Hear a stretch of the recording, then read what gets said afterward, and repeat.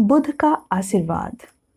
तिब्बत के एक गांव के किनारे भगवान बुद्ध का एक विशाल और भव्य मंदिर था। एक बूढ़ी निर्धन विधवा महिला प्रतिदिन इस मंदिर में आती थी।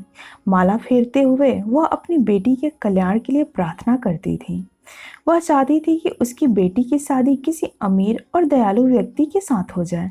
नजदीकी गांव के एक व्यापारी ने बूढ़ी महिला और उसकी बेटी के बारे में बहुत कुछ सुन रखा था।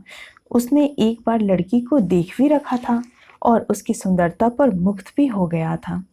लेकिन वह जानता था, चूंकि उसके पास बहुत धन नहीं था, इसलिए बूढ़ी महिला उसके साथ अपनी बेटी का विवाह के लिए तैयार नहीं होगी।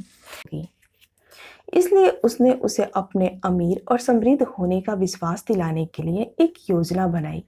व्यापारी को पता था कि दिन में किस समय बूढ़ी महिला प्रार्थना करने मंदिर जाती है। एक दिन वह मंदिर में छिप गया और उसका इंतजार करने लगा। बूढ़ी महिला आई, प्रसाद चढ़ाया और फिर बैठ गई प्रार्थना करने।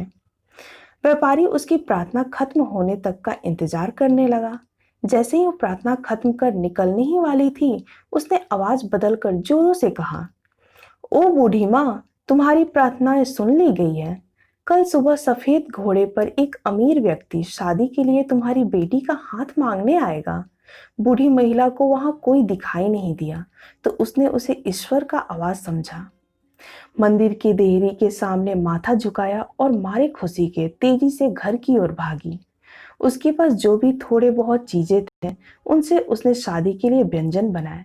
चावल के पुए, मक्खन युक्त जौ के दलिया। रात को उसे नींद नहीं आई। सुबह उसकी आंखें धुंधला रही थी, लेकिन वह बहुत खुश थी। वह दरवाजे पर खड़े होकर दूल्हे का इंतजार करने लगी।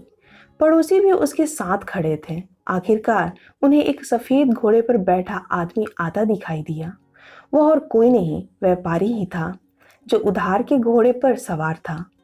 सच्चाई से अनभिज्ञ लोग उसे देखकर खुशी से झूम उठे और चारों तरफ खुशी का माहौल हो गया। परस्पर अभिवादन व बातचीत करने के बाद व्यापारी ने शादी के लिए लड़की का हाथ मांगा। जब बूढ़ी महिला ने अपनी रजामंदी दे दी, वह नीचे उतरा, लड़की को उठाया और उसे उसकी कुछ चीजों के साथ घोड़े पर बैठा लिया। फिर पलक झपकते ही वह सर पर घोड़े दौड़ाने लगा। लेकिन मन ही मन में वो घबरा रहा था। एक विचार उसे बार बार परेशान कर रहा था कि जब लड़की को उसके सच का पता चलेगा तो वह क्या कहेगी।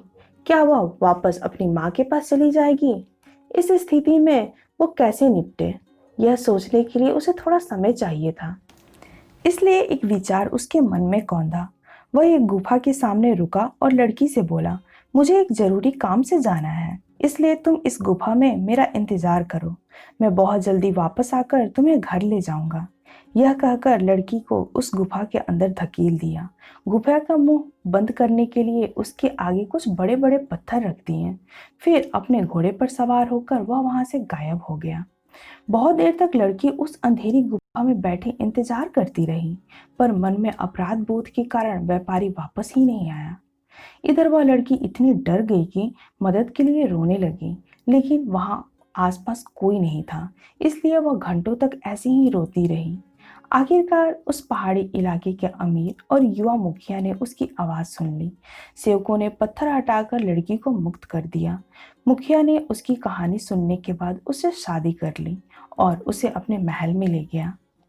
भले ही व्यापारी ने झूठ बोलकर उसका अपहरण कर लिया था, लेकिन भगवान बुद्ध ने सही अर्थों में बुढ़िया का प्रार्थना सुन ली थी।